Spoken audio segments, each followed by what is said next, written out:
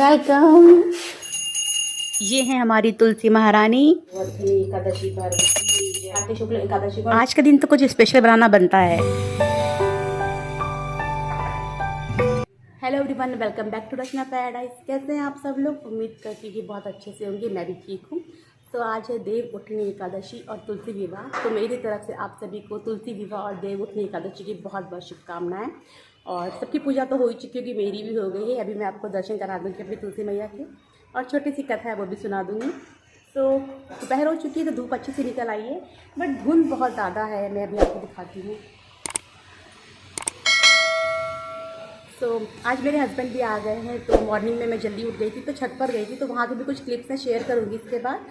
और बहुत ज़्यादा मॉर्निंग से ही धुंध थी, तो मुझे लगा पहले कोहरा है, बट फिर रियलाइज़ हुआ नहीं, ये कोहरे वाला नहीं है, काफ़ी ज़्यादा धुंध सी है। I don't know, I think pollution वाली है। और आपको क्या लगता है आप लोग बताइएगा। मैं भी क्लिप्स ऐड कर दूँगी, आप देख लीजिएगा। तो ब्लॉग शुरू कर दिया है, देखते हैं दिन कैसा बीतता है। जो भी होगा आपके साथ शेयर करूँगी, ठीक है? तो चलिए आप दर्शन कर लीजिए और कथा सुन लीजिए, और वो मॉर्निंग की क्लिप्स देख लीजिए। फिर मिलती हूँ मैं आपसे, ओके? तो ये रही मॉर्निंग की क्लिप। आई थिंक टाइम हो रहा था 6:25 कुछ ऐसा ही था, और धुंध कितनी ज़्यादा है जो मैं आपको बता रही थी। और बस मैं अपने हस्बैंड का वेट कर रही थी, क्योंकि उनके आने का टाइम हो ही रहा था। और बॉबी गया था उनको बस स्टैंड से लेने के लिए, मतलब रास्ते तक लेने के लिए। तो वही है बस। और काफ़ी दिनों के बाद वो आ रहे थे, ऑलमोस्ट 2 मंथ। एक दिन और रह के 2 महीने हो जाते। So I am very eager to see him. और समझ सकते हैं 2 महीने तक अकेले रहने के बाद खुशी ही कुछ अलग थी। तो फाइनली इनकी गाड़ी अभी यहाँ पे आएगी, मैंने कैप्चर किया है, ये देखिए। और बहुत एक्साइटेड थी, मैंने सोचा थोड़ा तो मैं कैप्चर कर लेती हूँ। यहाँ भी देखिए।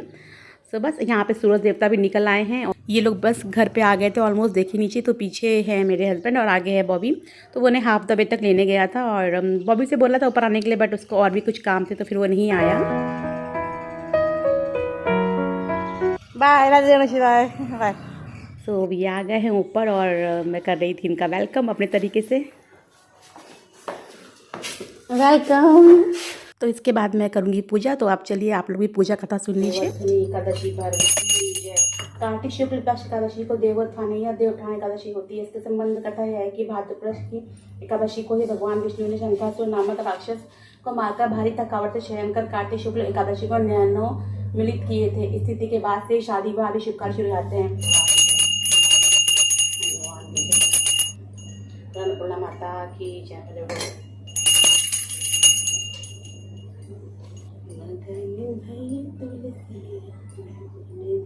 तो यहाँ पूजा करने के बाद मैं अब तुलसी माता की पूजा करूँगी। इनकी जो कथा है तुलसी विवाह की, वो पढ़ूंगी। तो तुलसी माता को मैंने चुनरी उड़ा दी है, और उसके बाद उनको लगाऊंगी मैं टीका सिंदूर का। उसके बाद पुष्प अर्पित करूंगी, और फिर धूप बत्ती दिया। तो बस मैं यहाँ पे वही टीका लगा रही थी, और मैं कुछ अच्छे से इतना तैयार नहीं हुई थी, आपने जैसे पहले देखा, क्योंकि थोड़ी सी हेल्थ ठीक नहीं लग रही थी। सो बस नॉर्मल वेयर में ही थी, अपने जो डेली वेयर होते हैं। सो बस इसी तरह से। और जब ये सब दिन आते हैं पूजा त्यौहार व्रत के, तो बहुत ही अच्छा लगता है। और ख़ासतौर पे अगर आप परिवार के साथ हो तो ज़्यादा अच्छा लगता है। तो यहाँ पे आप देख सकते हैं कि मैंने धूप बत्ती जला ली है, दिया जला रही हूँ। सो उसके बाद मैं कथा पढ़ूंगी, तो वो मैं थोड़ी सी ऐड कर दूंगी इसमें। छोटी सी कथा है, और हर बार मैं कथा ऐड इसलिए कर देती हूँ कि जो लोग इन रीति रिवाजों से, पूजा पाठ से परिचित नहीं है, वो भी इसका आनंद उठा सकें, वो भी भगवान का आशीर्वाद ले सकें, इस तरह से देख सकें कि हमारी भारतीय संस्कृति में कितनी सारी अनमोल चीज़ें हैं, किस तरह से पूजा पाठ करते हैं हम। तो चलिए बस अब मैं कथा करने जा रही हूँ, आइए सुन लेते हैं कथा। कार्तिक शुक्ल मास पक्ष की एकादशी को कार्तिक स्नान करने वाली स्त्रियां तुलसी जी तथा शालिग्राम जी का विवाह करती हैं। समस्त विवाह को विधि विधान से खूब गाजे बाजे के साथ तुलसी के बिरवे से शालिग्राम के फेरे एक सुंदर मंडप के नीचे डाले जाते हैं। विवाह में गीत तथा भजन गाने की प्रथा है।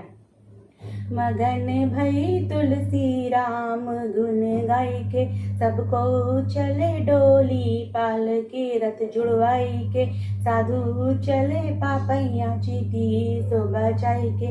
मगन भई तुलसी राम गुन गाई के। बोलो तुलसी महारानी की जय, बोलो नारायण भगवान की जय, भगवान की जय। तो यहाँ पर मैं तुलसी माता की आरती कर रही थी, और यहाँ पर मैंने सोचा था कि मैं तुलसी माता की चालीसा भी पढ़ूंगी, बट मैं भूल गई। और सच कहूँ तो अब याद भी नहीं है, बचपन में तो रोज़ पढ़ते थे, तो इसलिए याद रहता था। सो बस जितना याद था, जो याद था वो पढ़ लिया था मैंने। और फिर दीदी ने जो घर में पूजा की थी ना मेरे मायके में, वो भी क्लिप है, मैं इसमें ऐड कर दूँगी, देख लीजिएगा। तो बस यहाँ पर मैंने आशीर्वाद ले लिया है तुलसी मैया से।